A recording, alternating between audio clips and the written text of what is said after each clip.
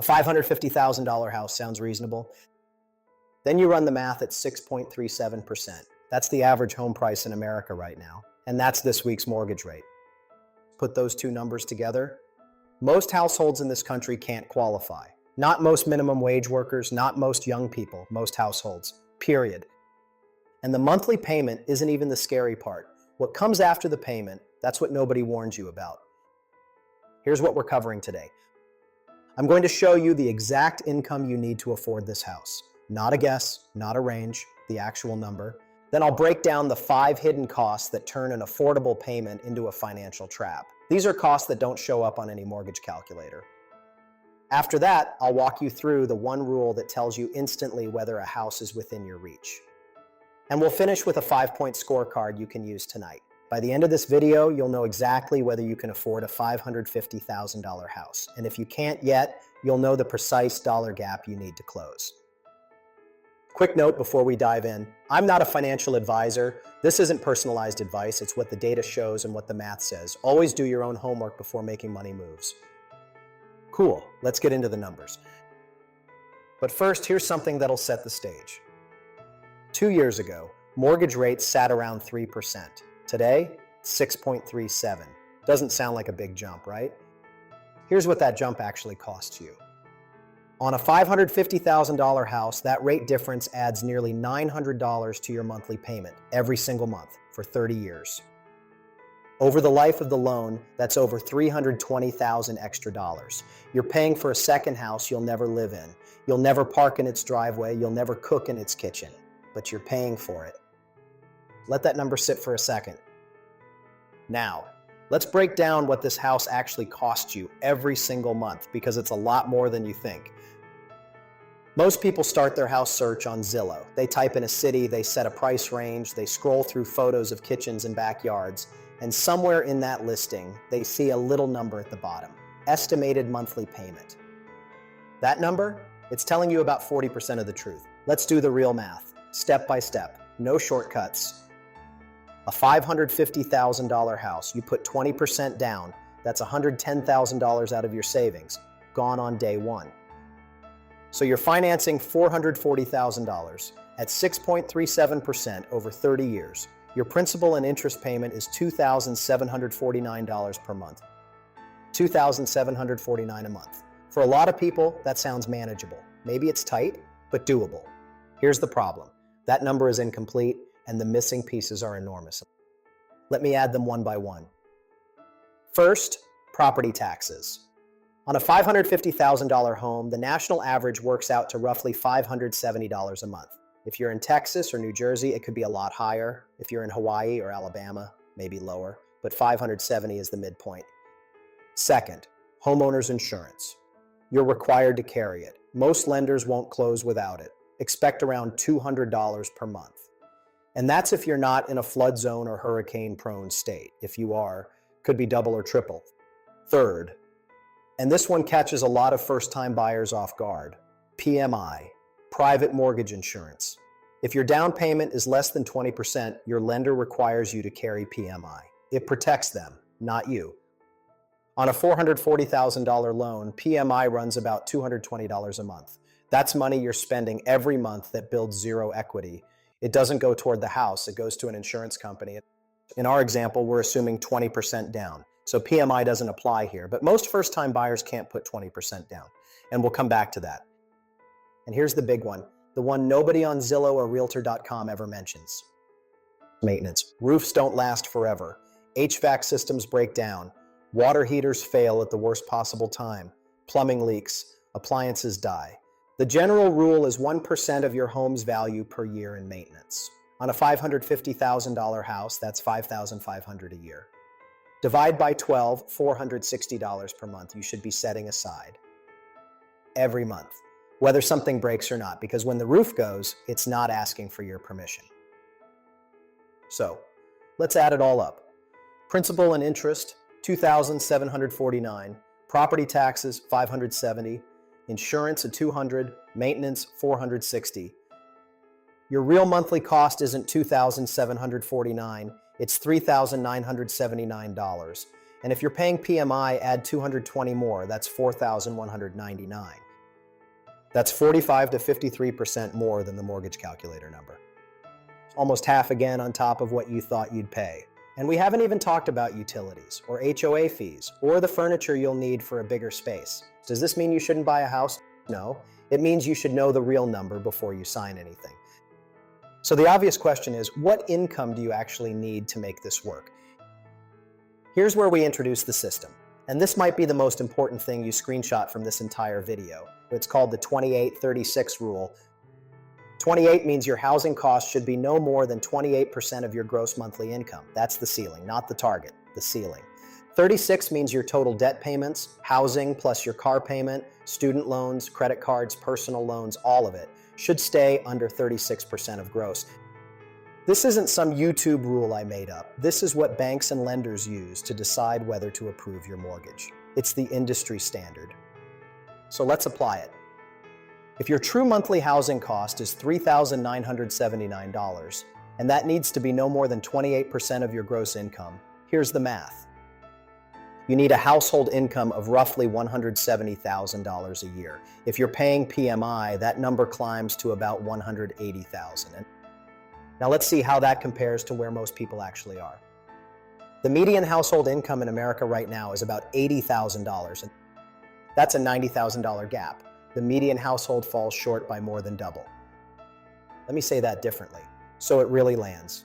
The average American household would need to more than double their income to comfortably afford the average American house. And here's another layer most people miss. The 28% rule uses gross income, not take home, not what hits your bank account. Gross.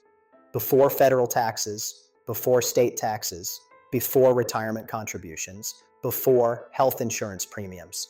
So even if you earn $180,000 gross, your take home might be around $11,000 a month. Sending nearly $4,000 of that to housing, that's 36% of your take home pay, more than a third of the money you actually see. How does that feel if you need to put a kid in daycare or save for retirement or handle an emergency? It feels tight. Because it is tight. Now, maybe you're saying, okay, but I don't have any other debt. That helps, right? It does, a little. If you have zero other debt, a great credit score, and a lender willing to stretch to 32% on housing, you might qualify with around $150,000 a year. But let's be honest, how many people earning $150,000 have zero debt? No car payment, no student loans, no credit card balance? Not many. And coming up in a minute, I'll show you exactly what happens when you layer real-world debt on top of this housing cost, including a scenario where someone earning $120,000 a year goes house poor overnight. But first, let's talk about the biggest mistake buyers make. Now, here's the part most people skip. Don't be most people. This is where the real money lesson is. Here's the most common mistake home buyers make, and it's not picking the wrong neighborhood. It's not overpaying by $10,000. It's not even choosing the wrong lender. It's using the wrong number to decide affordability. They open a mortgage calculator, they type in the purchase price, they see a monthly number, and they think, I can handle that. They forgot the hidden 40%. Let me show you exactly what this looks like with a real scenario. Meet our animated friend here. He earns $120,000 a year, solid income, above the national median. He's doing well. After taxes, retirement contributions, and health insurance, his take-home is about $7,800 a month.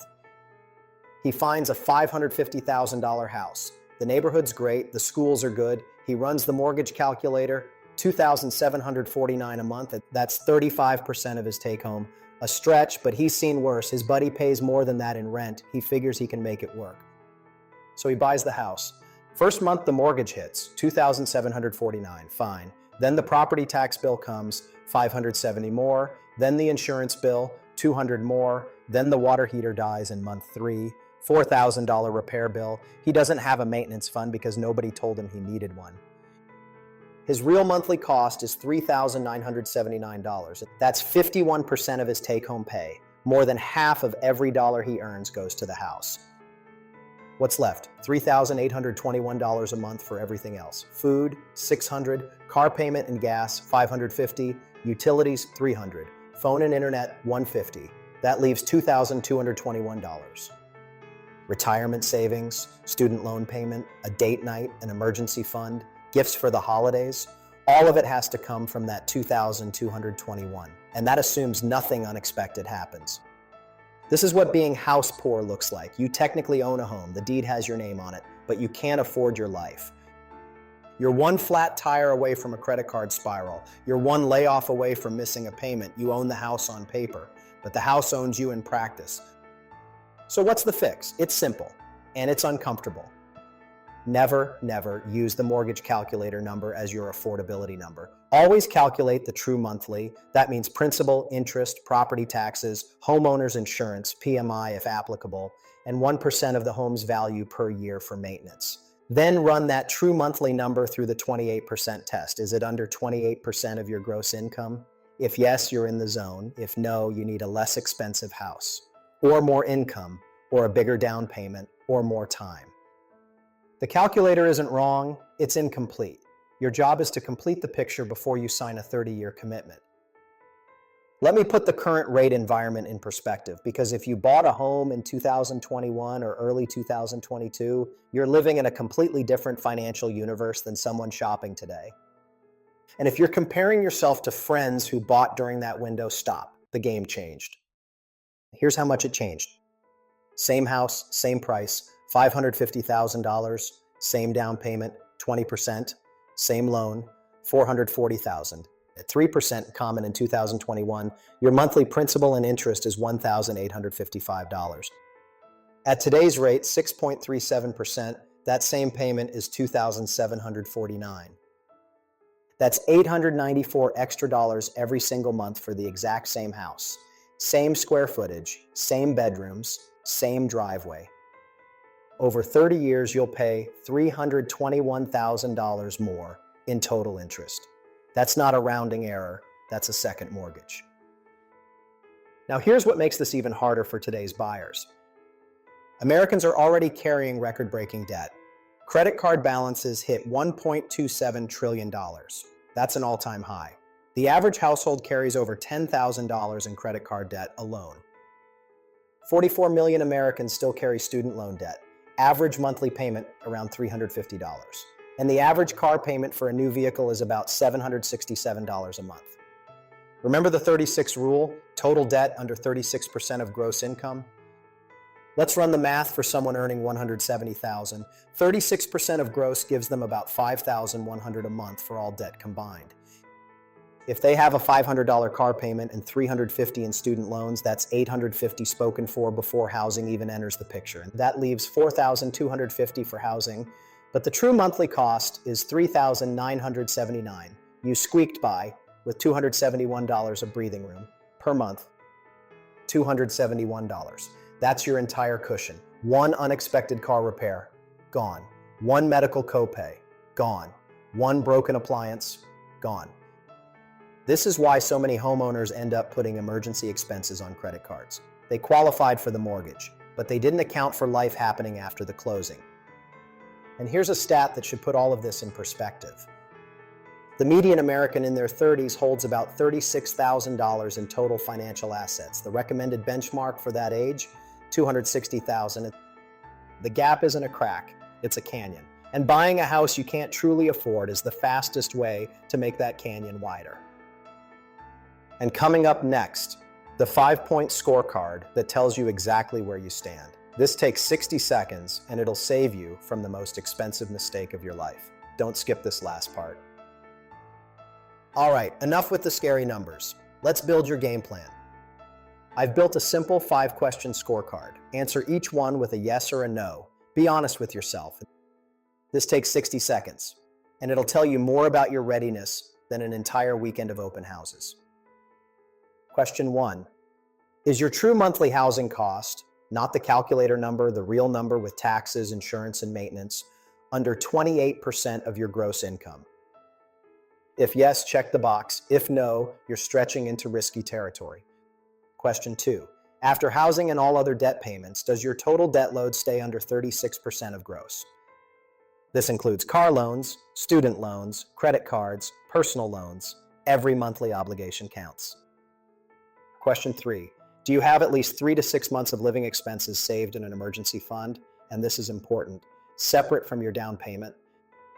This is the question most first-time buyers fail. They scrape together every dollar for the down payment and close on the house with a near zero safety net. Then the furnace breaks in month 2, or they get laid off in month 4, and they've got no cushion. That's how people lose houses they waited years to buy. Question 4. Is your down payment at least 10%, ideally 20%? Below 10%, your PMI costs jump significantly, and you start with almost no equity. If the market dips even 5%, you're underwater, meaning you owe more than the house is worth. That's a trap you don't want to be in. Question 5. After paying all housing costs, do you still have at least 15% of your take-home pay available for savings, investing, and retirement? This is the difference between being a homeowner and being house poor. If the house consumes your ability to invest, you're trading your long-term wealth for a short-term roof. Your future self pays the price. So, how do you score yourself? 5 out of 5? Green light. You're genuinely ready. Go house shopping with confidence and negotiate from strength. 4 out of 5? Yellow light. You're close, but there's a gap. Identify which question you failed and build a 90-day plan to fix it. Maybe it's saving 3 more months of emergency fund.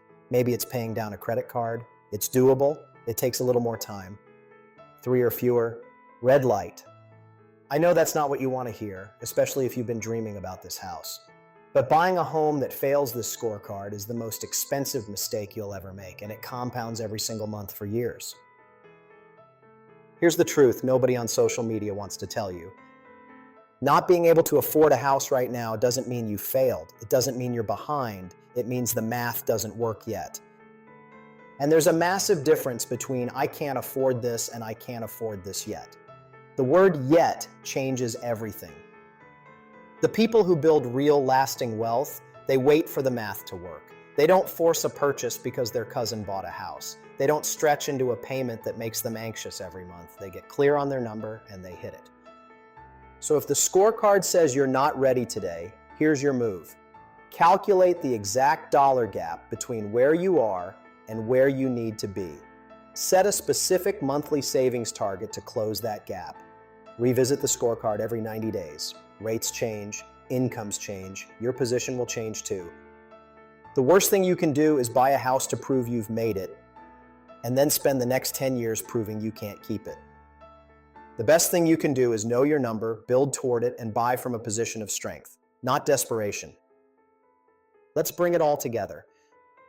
A $550,000 house at 6.37% doesn't cost $2,749 a month. It costs between $3,979 and $4,199 when you include taxes, insurance, maintenance, and PMI. That means you need roughly $170,000 to $180,000 in household income to buy this house comfortably.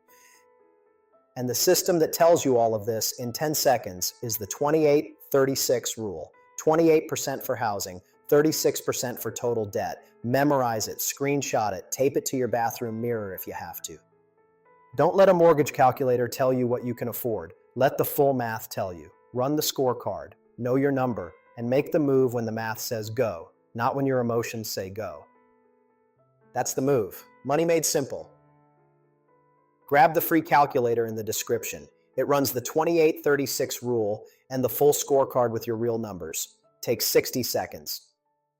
If this was useful, you'll want to see how to build a 6-month emergency fund on any income, because that's scorecard question 3, and it's the one most people fail. I'll link it right here.